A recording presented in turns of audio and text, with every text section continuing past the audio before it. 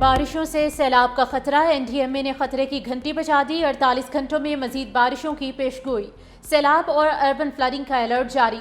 شدید بارشوں سے پنجاب کے کئی شہروں میں سیلابی صورتحال کا خدشہ، سندھ کے کئی شہروں میں بھی موسلا دھار بارشوں کا امکان۔ خیبر پختونخوا کے کئی علاقوں میں چترال، سوات، ایبٹ آباد، مانسہرہ اور مالاکنڈ میں طوفانی بارشیں متوقع۔ گلگت بلتستان کے کچھ علاقوں میں گلیشیئر پگھلنے سے فلیش فلڈ کا خطرہ۔ آزاد کشمیر میں بھی اربن فلڈنگ اور لینڈ سلائیڈنگ کا امکان۔ شمالی علاقہ جات کی سیر کے لیے جانے والے سیاحوں کے لیے الرٹ جاری۔ دریاؤں کے کنارے جانے سے منع کر دیا گیا۔ مانسون بارشوں سے ملک بھر میں تباہی، خیبر پختونخوا، پنجاب اور سندھ میں حادثات کے دوران 38 افراد جان سے گئے۔ KP میں بارش، سیلاب اور لینڈ سلائیڈنگ سے 19 افراد کی جان گئی۔ PDMA نے جانی اور مالی نقصانات کی ابتدائی رپورٹ جاری کر دی۔ پنجاب میں 12 افراد جاں بحق اور 39 زخمی ہوئے۔ PDMA سندھ کے مطابق بارشوں کے دوران 7 افراد جاں بحق، 17 زخمی۔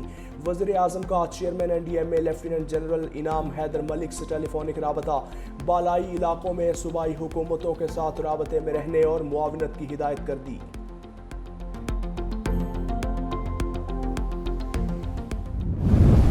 بلوچستان کے ضلع یوب میں سیلابی ریلے میں بہہ جانے والی 4 خواتین کی نماز جنازہ ملتان میں ادا، شہریوں کی بڑی تعداد میں شرکت، شہر کی فضا سوگوار۔ ادھر دریائے سوات سے ایک اور لاش نکال لی گئی، مزید کی تلاش جاری۔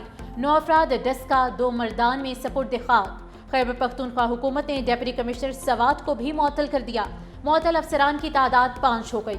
دوسری جانب گلگت بلتستان میں گلیشیئر پگھلنے سے سیلاب، ہنزا میں پانی کے ریلے نے تباہی مچا دی، فصلیں تباہ۔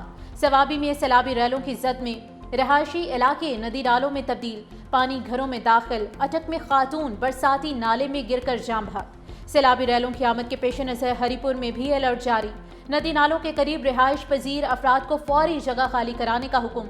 ندی نالوں پر نہانے کی پابندی کی خلاف ورزی پر 40 افراد گرفتار۔ مانسون کی پہلی بارش کے بعد کراچی کا حلیہ بگڑ گیا، بارشی پانی جمع ہونے سے نشیبی علاقے تالاب بن گئے۔ مختلف حادثات اور کرنٹ لگنے سے بچے سمیت 8 افراد جان سے گئے۔ زیر تعمیر اور خستہ حال سڑکوں پر پانی جمع ہونے سے ٹریفک کی روانی بری طرح متاثر۔ Mai Karachi MA Jinnah road, north Karachi KDA چرنگی، قیوم آباد چرنگی پر شہری گھنٹوں ٹریفک جام میں پھنسے رہے۔ بارش کے دوران بجلی کی بندش سے شہریوں کی مشکلات میں اضافہ۔ گزشتہ 24 گھنٹے میں سب سے زیادہ سرجانی ٹاؤن میں 58 ملی میٹر بارش ریکارڈ، سعدی ٹاؤن میں 47، گلشن حدید گلشن مامار میں 37، PAF بیس فیصل میں 31 اور نارتھ کراچی میں 29 ملی میٹر بارش ریکارڈ۔ آج بھی ضلع مطلع جزوی ابر آلود، ہلکی بارش اور بوندا باندی کا امکان۔ مغربی ہواؤں کے زیر اثر بارشوں کا سلسلہ کل تک جاری رہے گا۔ بارش کا پانی دھبیجی پمپنگ سٹیشن کو بھی لے ڈوبا، 60 گھنٹے سے زائد وقت گزرنے کے بعد بھی بجلی کا بریک ڈاؤن جاری۔ ترجمان کراچی واٹر کارپوریشن کے مطابق بجلی میں تعطل زیر زمین کیبل فالٹ کے باعث پیش آیا۔ علاقے میں بارش کا پانی جمع ہونے کے باعث فالٹ درست نہیں کیا جا سکا۔ پمپنگ سٹیشن بند ہونے سے شہر قائد کے علاقوں میں پانی کی فراہمی متاثر۔ North east Karachi old pump house پر بھی بجلی کا breakdown. Old pump house بند ہونے سے اسکیم 33 کے کچھ علاقے متاثر، شہری مشکلات کا شکار۔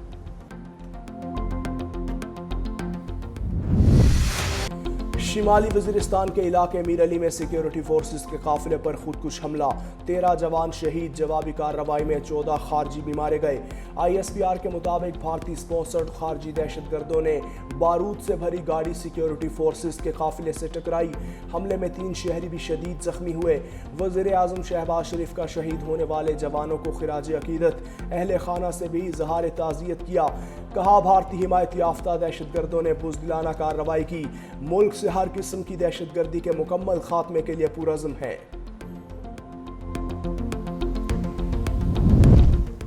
ہر بے گناہ پاکستانی کے خون کا بدلہ ضرور لیا جائے گا۔ کوئی دشمن سمجھے پاکستان کمزور ہے تو وہ سخت غلطی پر ہے۔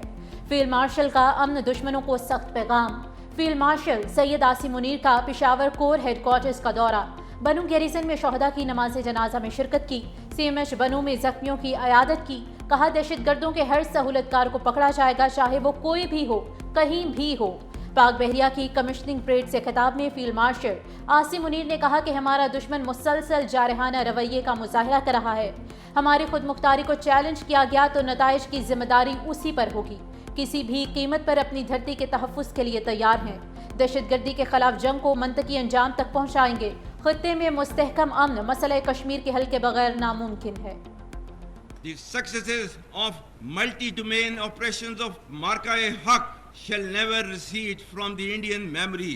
The assumption that Pakistan would have any constraints in the face of any future violation of its sovereignty reflects a dangerous misleading of strategic fundamentals. Any enemy acting on perceived vulnerability of Pakistan under the illusion of strategic impunity or miscalculation would get an assured, swift and a very befitting response.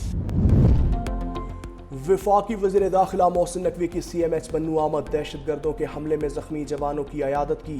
کہا آپ کا حوصلہ دیکھ کر ہمارا سر فخر سے بلند ہو گیا۔ جس قوم کے پاس آپ جیسے بہادر بیٹے ہوں اسے کوئی دشمن شکست نہیں دے سکتا۔ پوری قوم وطن عزیز کے جرری جوانوں کے ساتھ ہے، سب آپ کی جلد صحت یابی کے لیے دعا گو ہیں۔ آئی جی خیبر پختونخوا نے بھی وزیر داخلہ کے ہمراہ زخمیوں کی عیادت کی۔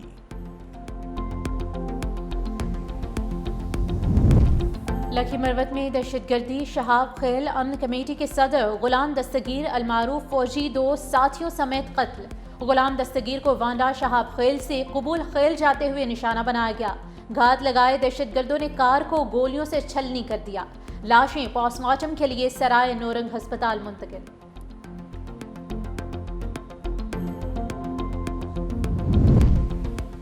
وزیر اعظم شہباز شریف کی تحریک انصاف کو ایک بار پھر مذاکرات کی پیشکش۔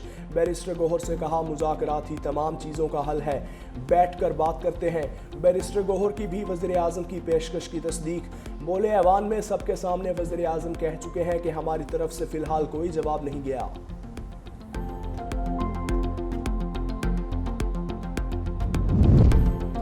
صدر مملکت آصف علی زرداری سے ڈیپٹی میئر کراچی سلمان عبداللہ مراد کی ملاقات۔ کے ایم سی کے جاری ترقیاتی منصوبوں پر بریفنگ۔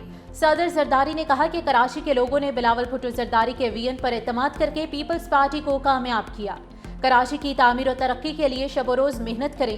ڈیپٹی میئر نے صدر کو ملیر سمیت کراچی کی مجموعی سیاسی صورتحال سے بھی آگاہ کیا۔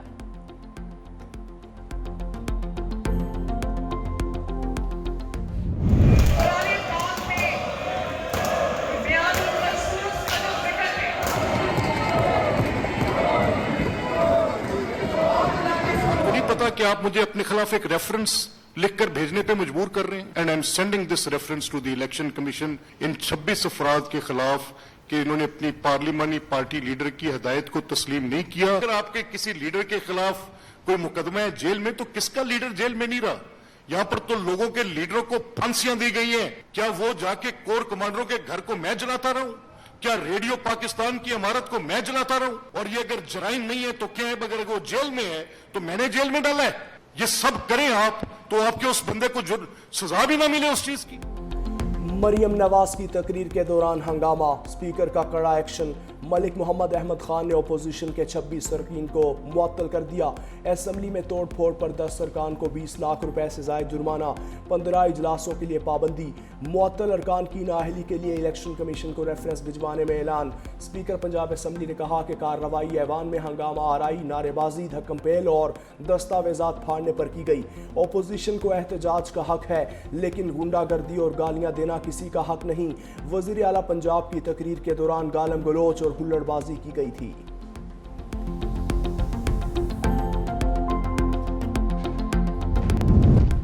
وزیر اعظم کا بجلی بلوں میں پی ٹی وی فیس ختم کرنے کا فیصلہ۔ شہباز شریف پی ٹی وی فیس ختم کرنے کا اعلان آج کریں گے۔ فیس کی مد میں ہر ماہ بجلی صارفین سے 35 روپے وصول کیے جاتے ہیں۔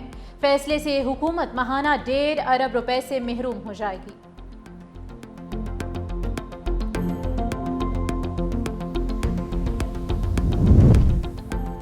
بلوچستان کے ضلع موسیٰ خیل میں زلزلہ، 3 افراد زخمی۔ زلزلہ پیما مرکز کے مطابق زلزلے کی شدت 5.5 اور گہرائی 28 کلومیٹر تھی۔ پی ڈی ایم اے کا کہنا ہے کہ موسیٰ خیل میں زلزلے سے 2 مکانات مکمل تباہ ہو گئے، 3 کو جزوی نقصان پہنچا۔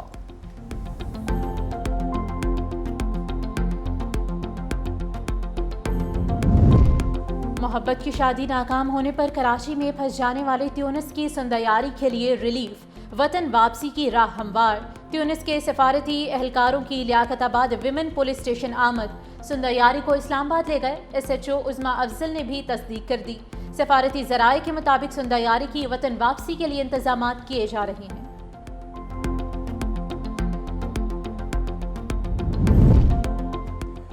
کراچی کے علاقے سائٹ ایریا پٹھان کالونی میں شہری کی فائرنگ سے ایک ملزم زخمی۔ واقعہ لوٹ مار کے دوران پیش آیا۔ عبداللہ نامی شہری کی فائرنگ سے اکرام نامی ملزم زخمی ہوا۔ پولیس نے ملزم کو گرفتار کر کے اسپتال منتقل کر دیا۔ پاپوش نگر میں اندھی گولی لگنے سے ایک شخص زخمی۔ گرو مندر کے قریب لڑائی جھگڑے کے دوران 17 سالہ لڑکا جاں بحق ہو گیا۔